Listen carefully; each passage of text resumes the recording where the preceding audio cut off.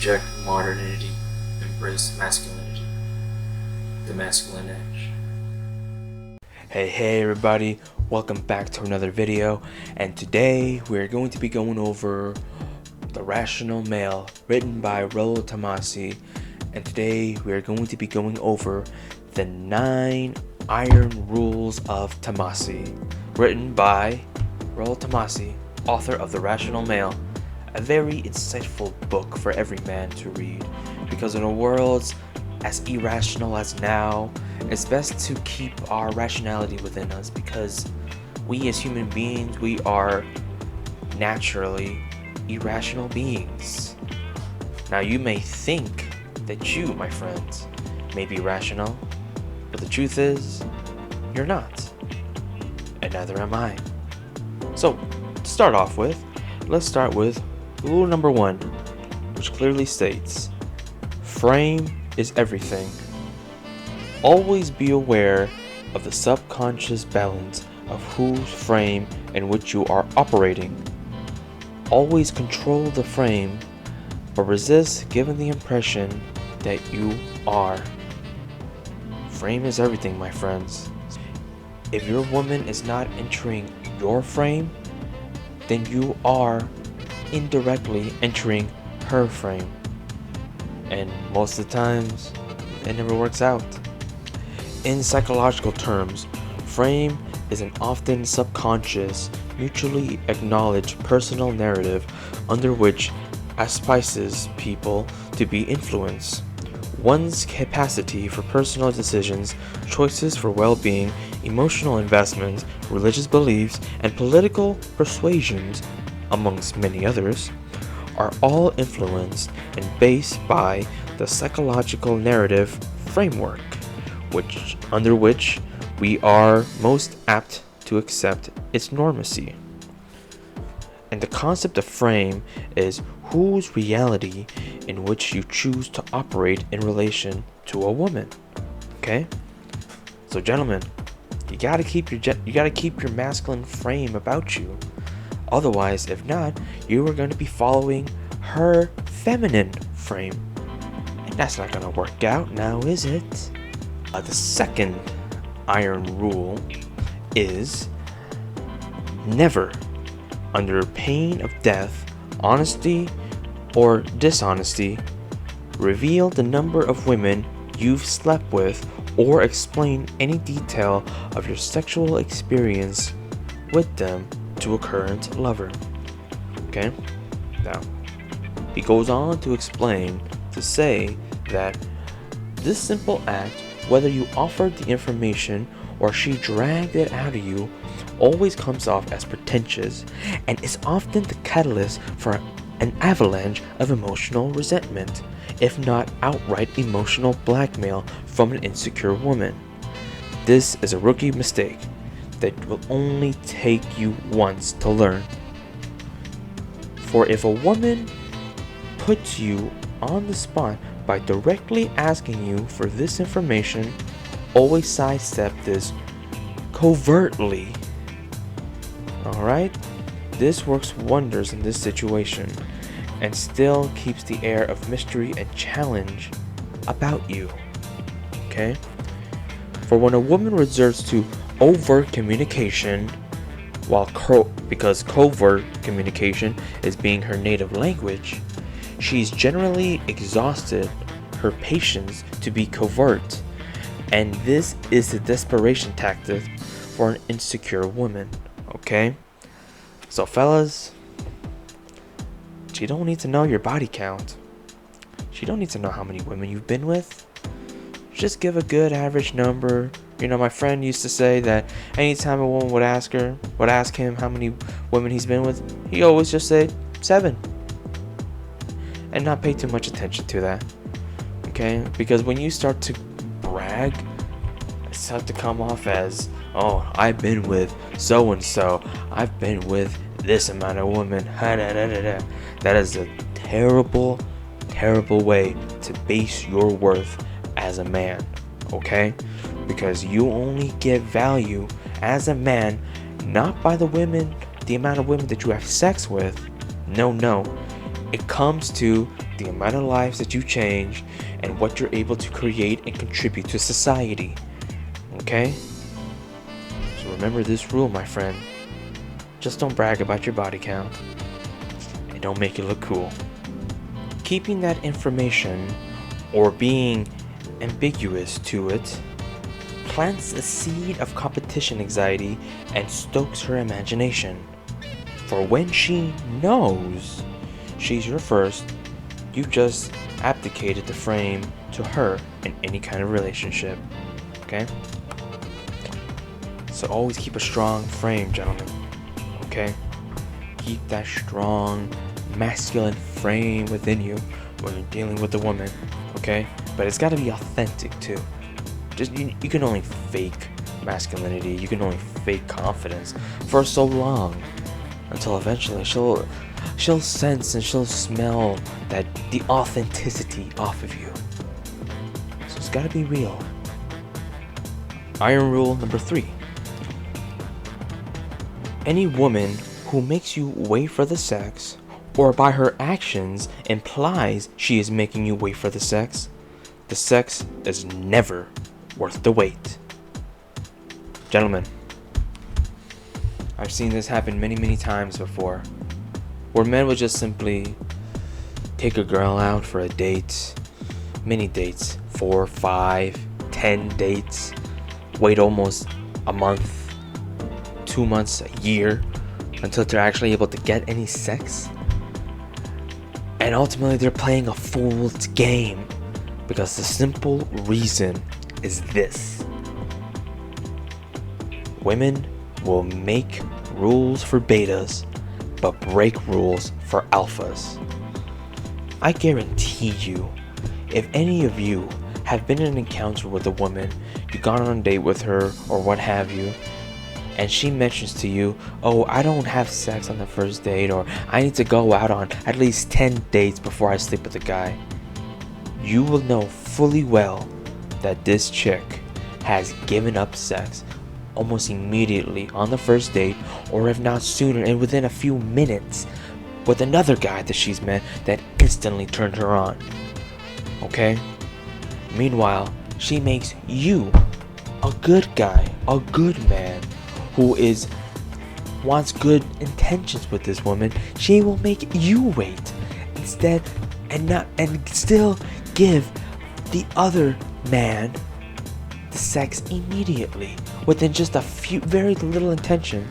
You, a good man, you have to take her out on dates after dates, spending money, time, energy, attention on her. Meanwhile, the last guy who she had sex with didn't have to do any of that. She gave him the sex immediately with little to no investment from the guy. Okay? So don't believe this BS from a woman where she says, oh, I need to get to know you for a bit, or I need to date you for a while before I can have sex with you, or I have a 10 date rule minimum. That is all BS. So, he goes on to explain to say that when a woman initially makes you wait for sex, you are not her highest priority. Sex is a spontaneous chemical reaction between two parties, not a process of negotiation. It is sex first and then relationship, not the other way around.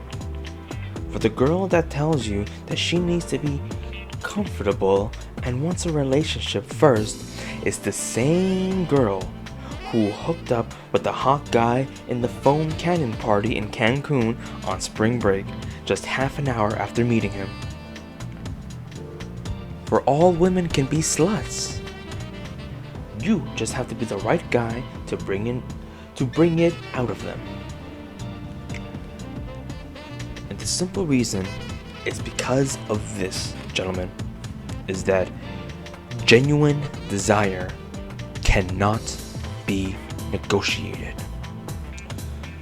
Once you get past a certain point in the waiting game, what once had the chance to be an organic sexual desire becomes mitigated negotiation of a physical act.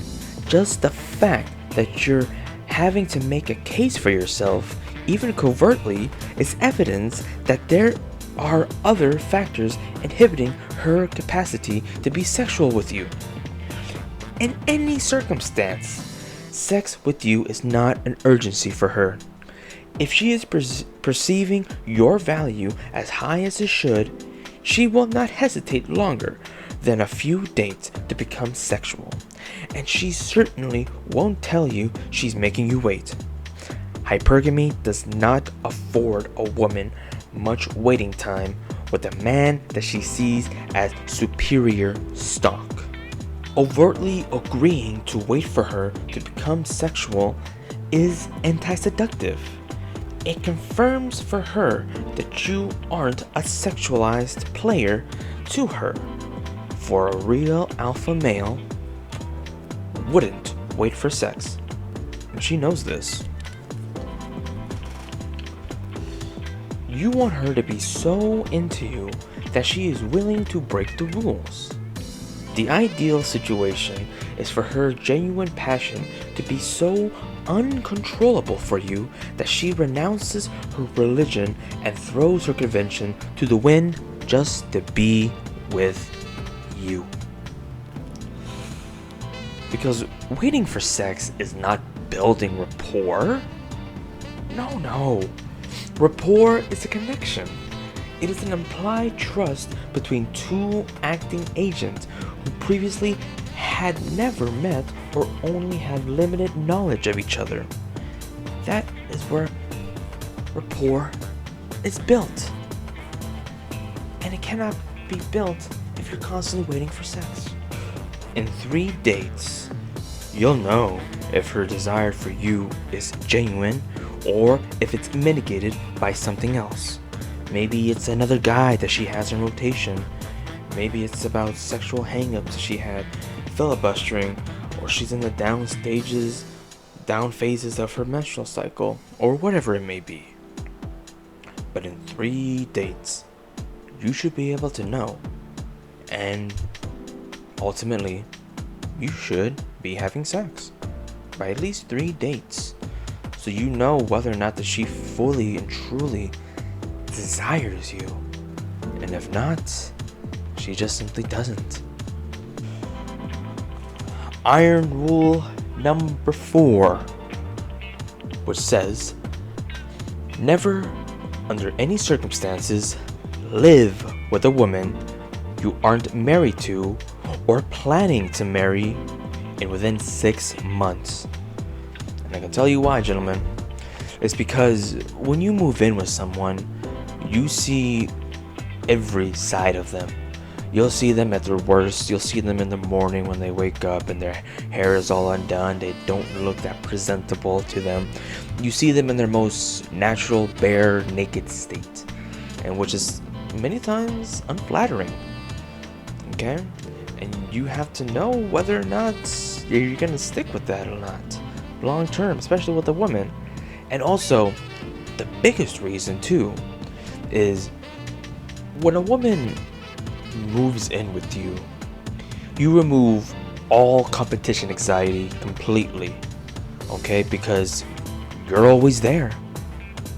She doesn't have to have any kind of anxiety of where you're gonna be or who you're gonna spend your time with or what you're gonna do, because she's always gonna see you every single day.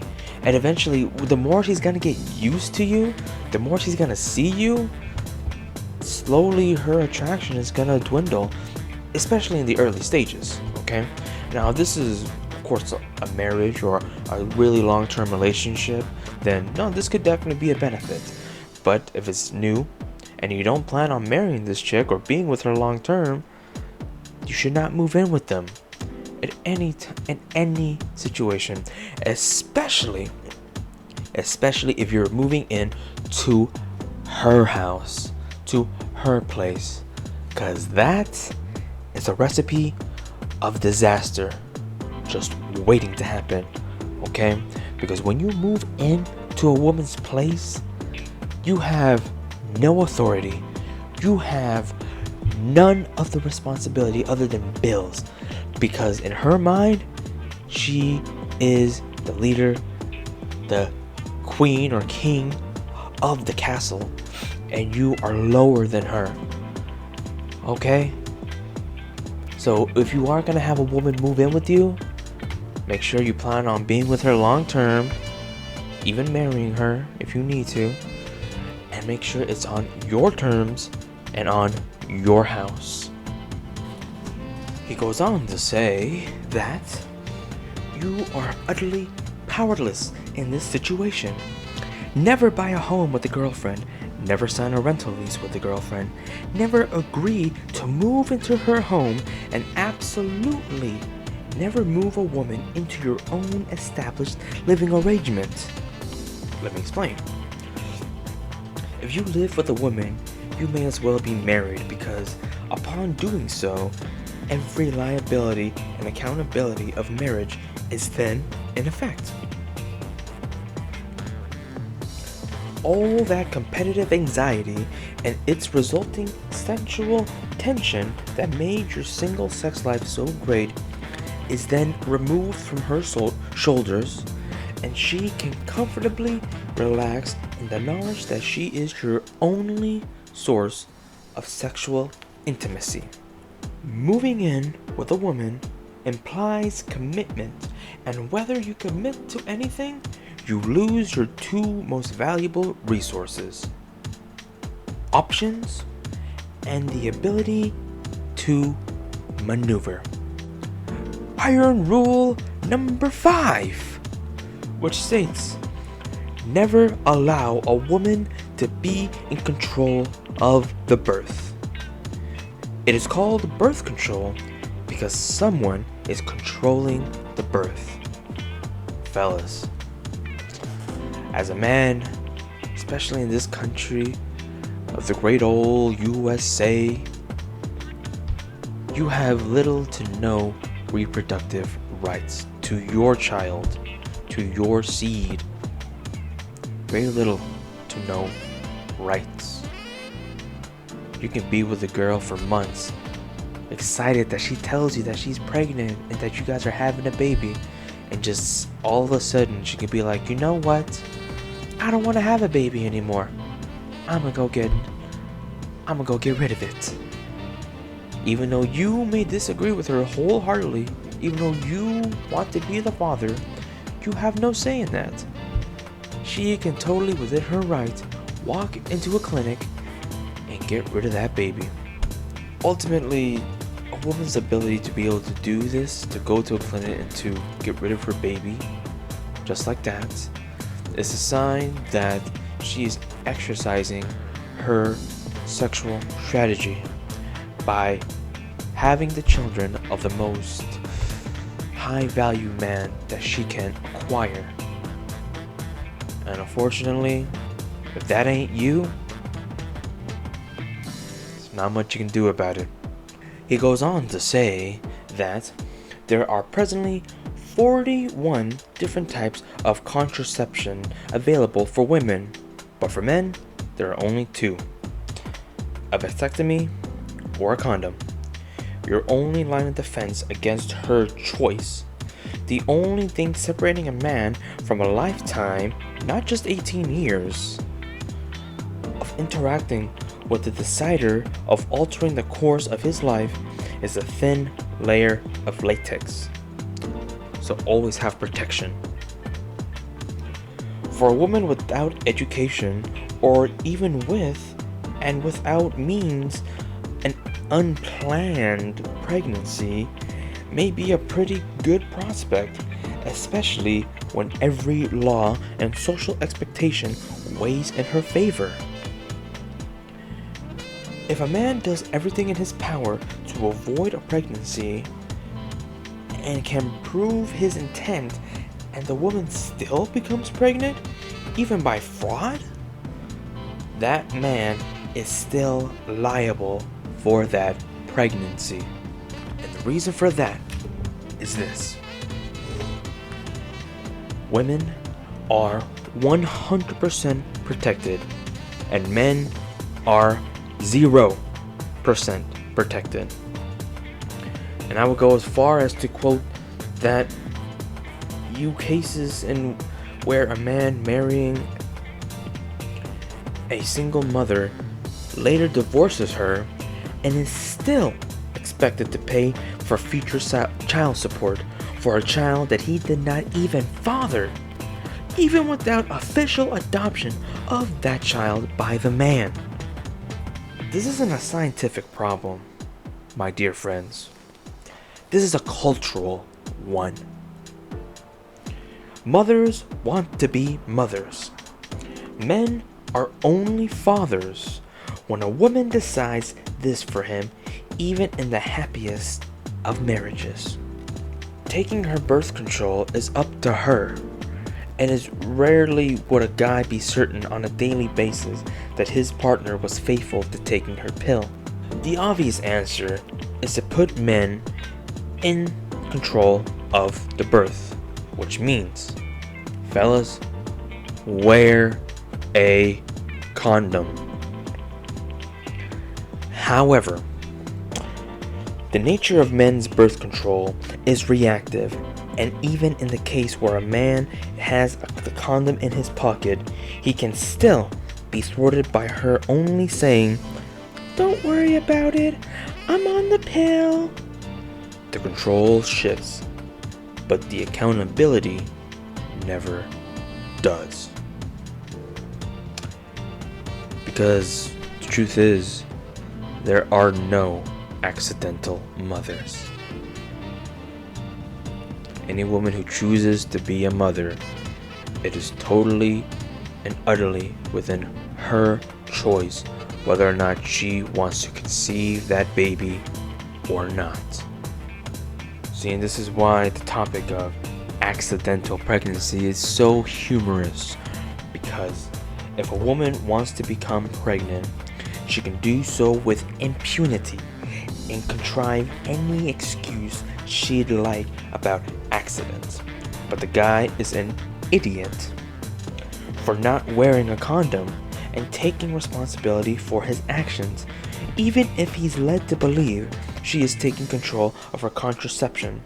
Yet he is the one penalized both financially and socially because of her choice. Iron rule number 6, which states, women are fundamentally incapable of loving a man in a way that a man expects to be loved by a woman. Because men believe that love matters for the sake of it, and women love opportunistically, while men love idealistically. Okay? Fellas, the truth is, no woman is gonna love you the same that you're gonna love her, or in the way that your mother would love you. Okay? It's just not gonna happen. Okay? A man's love and a woman's love are two totally different things. Just as a man's loyalty is different from a woman's loyalty. They're two different things. And the simple reason is because we're different. Men and women are not the same. He goes on to say that everyone needs to realize that men are the romantics pretending to be realists, and women vice versa. Men are the romantics forced to be the realists, while women are the realists using romanticisms to affect their imperatives. And this is a heaping mouthful of cruel reality to swallow. In its simplicity, this speaks volumes about the condition of men. It accurately expresses a pervasive nihilism that men must either confront and accept, or be driven insane in denial for the rest of their lives when they fail to come to terms with the disillusionment. Women are incapable of loving men in a way that a man idealizes is possible, in a way he thinks she should be capable of. in the same respect that women cannot appreciate the sacrifices men are expected to make in order to facilitate their imperatives, women can't actualize how a man would have himself loved by her. It is not the natural state of women, and the moment he attempts to explain his ideal love, that's the point in which his idolization becomes her obligation. Our girlfriends, wives, daughters, and even our mothers are all incapable of this idealized love. As nice as it would be to relax, trust, and be vulnerable, upfront, rational, and open, the great abyss is still the lack of any capacity for women to love men as men would like them to. And it poses this very important question that should be asked, and it's that, can men really not tell when a woman doesn't love them? And the simple answer is this: no, they can't. Here's why. Because men want to believe that they can be happy and sexually satisfied and appreciated and loved and respected by a woman for who he is. It is men who are the real romantics, not women, but it is the grand design of hypergamy that men believe it is women who are the romantic ones. Fools. Absolutely foolishness. He goes on to say that her love is based on hypergamic qualifications, performance, and is far more conditional than what he'd been led to believe or conceived himself. Love should be between them. Her love seems duplicitous, ambiguous, and seemingly too easily lost in comparison to what he'd been taught for so long as how a woman would love him when he found her. For you see, love, like desire, is only legitimate when it is uncoerced and unobligated. Men believe in love for the sake of love, and women love opportunistically. It is not that either subscribe to unconditional love, it's that both genders' conditions for love differ. Iron rule number 7. It is always time and effort better spent on developing relations with new, fresh, prospective women than it will ever be in attempting to reconstruct a failed relationship. Oh, that's so true. That is so true. 'Cause fellas, here's the deal. If a woman doesn't like you, it's never gonna work out. Like I said earlier, you cannot negotiate desire, you cannot negotiate attraction. Okay? And if the relationship is in shambles, whether that be through lying, cheating, stealing, whatever it may be, if it's on her end, the relationship is over. So there is no point in trying to reconstruct it. Okay? Think of it like a glass cup. Now, you can drop the glass cup and it will shatter into many pieces. Now you can pick up the pieces and you can glue it all back together. However, the cup will not ever be the same. It will not function the same way.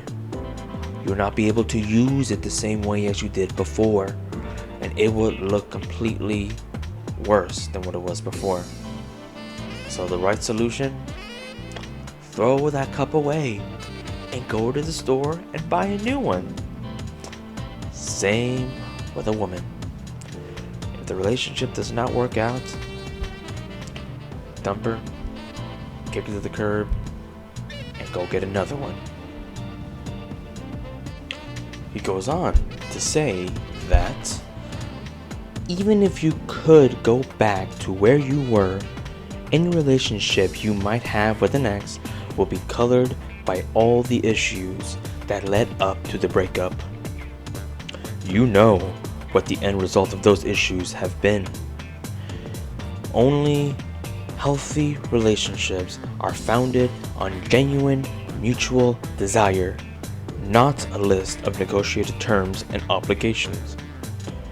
You will never escape her impression that you were so optionless you had to beg her back to rekindle her intimacy with you. The extraordinary effort you would need to get her back is far better spent on a new prospective woman who you have no history with. Iron rule number 8, which says, always let a woman figure out why she won't bang you. Never do it for her. A woman will know very shortly whether or not she wants to sleep with you or not. Like, she'll know fairly quickly on what category or what bucket of man that she'll put you in.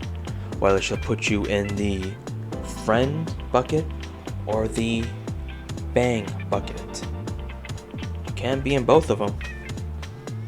Although you can be friends with a girl that you would be banging, but she might also put you in a bucket in which she only sees you as a friend, which is that dreaded friend zone that we all hear about. And at some point, every man has been in one. But ultimately, if a woman wants to sleep with you, she'll let you know. Oh, she'll let you know. For sure. And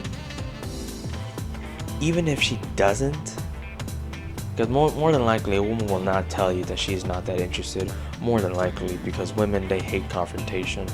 They don't want to be in any kind of perceived danger by telling you, I'm not interested in you.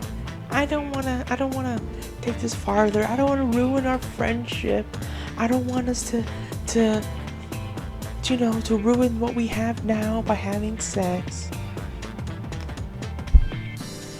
Fellas, whatever she says, whether she agrees to sleep with you or not, like a gentleman, you must accept it. Accept that it is her choice, her decision, and you must always respect it. No matter what. Respect her decision, whether or not she wants to sleep with you or not. He goes on to say that an integral part of maintaining the feminine imperative as the societal imperative involves keeping women as the primary sexual selectors. That means that a woman's sexual strategy necessitates that she be in an optimized condition as her capacity allows her to choose from the best males available to satisfy that strategy. Because remember, women have access to sex while men have access to relationships. That's the difference. For hypergamy to sustain its dominant position as the default sexual strategy for our society, it's necessary for the feminine imperative to maintain existing, foster new, and normalize complex social conventions to serve it. The latent function of leagues is to encourage men to filter themselves out for women's intimate approval, which we all know is a bunch of hooey BS, because no girl's ever out of your league. Only if you ever accept that she's out of your league. The concept of leagues is just one of these doctrines. Your self-doubt about your worthiness of a woman's intimacy stems from the preconditioned idea that you're out of her league. The Booster Club optimist idea is that if you think you can't, you're right. It's true, and boundless enthusiasm may overcome some obstacles, but to address the source of the disease, it's more important to ask yourself why you've been taught to think that you can't. A lot of approach anxiety comes from your own self-impression. Our great danger is not that we aim too high and fail, but that we aim too low and succeed. Irrational self-confidence is a great start to circumventing and unlearning the concept of leagues, unlearning this conditioning being the operative goal. The game-aware man can actually use the concept of leagues to his advantage with enough guile. When you approach a woman without regard to a league mentality or even a zen-like obliviousness to it, you send the message that there's more to you than a feminine reality can control. It's exactly this disregard for the influence of the feminine imperative that makes the alpha so attractive. He's unaware of or is indifferent to the rules his conditioning should have been taught to him earlier.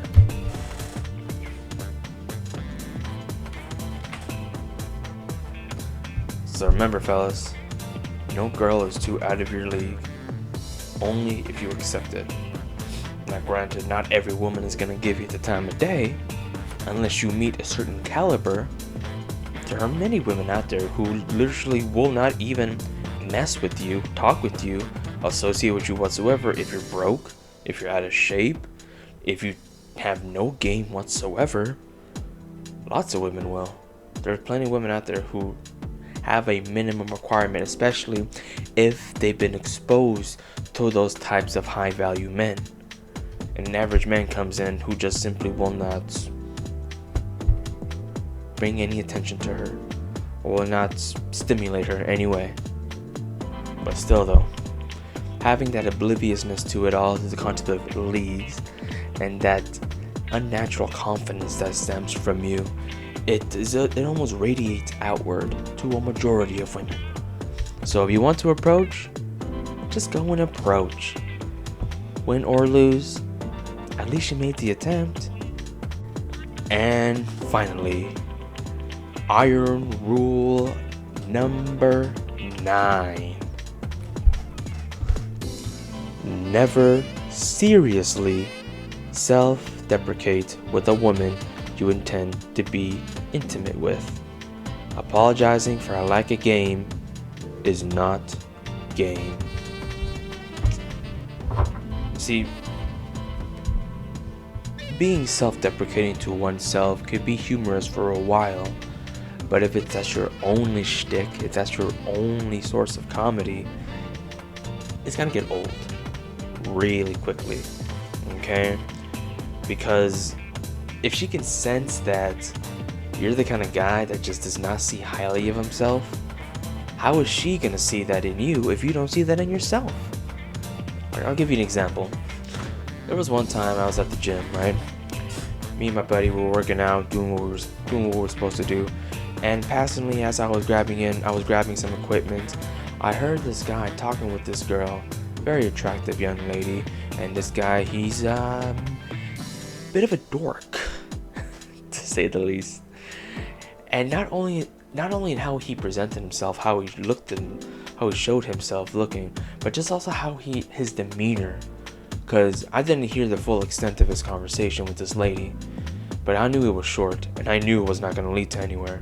Because in that short moment when I passed by them to grab my equipment, I heard him saying to her that, "Oh man, I hate myself." And the girl saying, "No, don't say that," as he was walking away in self-defeat. Now, obviously girls don't want to hear that. Girls don't want to hear that you hate yourself, that you're not good enough, that you don't think highly of yourself. Maybe if you word it in a way that's hilarious, that's funny, that's actual, in a lighthearted spirit, yeah, that'll be fine. But if that's like it's something that you're serious about, nobody wants to hear that. No one wants to hear a pick-me type of guy that's constantly like, oh, I'm never gonna find anyone, or oh, I'm never gonna get a girlfriend, or oh, why doesn't anybody find me attractive? That is beta as French toast. Nobody wants to hear that. No one wants to hear from your own mouth that you're not good enough, especially not you. And if you say it, you're only self-affirming your own beliefs about yourself. You're only perpetuating the ideal that you are not good enough. And if you sense that within yourself, and if you can't express, and that's the only thing that you can express, that's the only thing that she's going to reciprocate. So come on, man. Get out of your own head. Okay, you're better than that. He goes on to say that I think men tend to overlook is the attitude of self-deprecation that they'll resort to as a means of engaging interest in a potential woman by attempting to play to her sympathies. Never appeal to a woman's sympathies. Her sympathies are given by her own volition, never when they are begged for. Women despise the obligation of sympathy. Nothing kills arousal like pity. Even if you don't seriously consider yourself as pathetic, it never serves your best interest to paint yourself as pathetic. Nothing endears a man more to a woman than to think only she can break through your shell and get you to find humor in yourself. For there is a marked difference between being pathetic and being able to laugh at yourself in good faith. There's a huge distinction between the two. Now look, I'm not advocating that men never own up to mistakes or wrongs they do. You should sensibly apologize in given situations, depending on the conditions, and do so appropriately. However, self-deprecation is a whole other mental schema entirely. For humility is a virtue, but it's simply not a virtue that a woman you're interested in will ever appreciate in the manner you think it will, and in fact, often conveys the opposite intent. Virtuous humility is no substitute for self-confidence. Admitting fault is not a strength that inspires women. It's still about the fault. It may be the honorable, necessary, truthful thing to do, but don't believe for a moment women will value you more in a confession of fault. For you see, true self-deprecation is pervasive. Women want competent, confident, and decisive men from the outset, not one whose self-image is that of a complete D-bag or even a partial D-bag.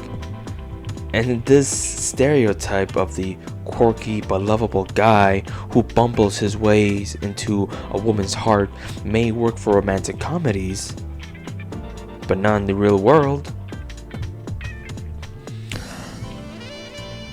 Now, all of this is not to say that it's wrong to recognize your own weaknesses and understanding when you're in the wrong. It's simply how you go about addressing it that's the point.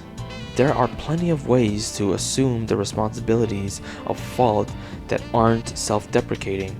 The easiest way is to always adopt the attitude that you're getting better all the time. Day by day, in each and every way, I am getting better. And there you have it, folks.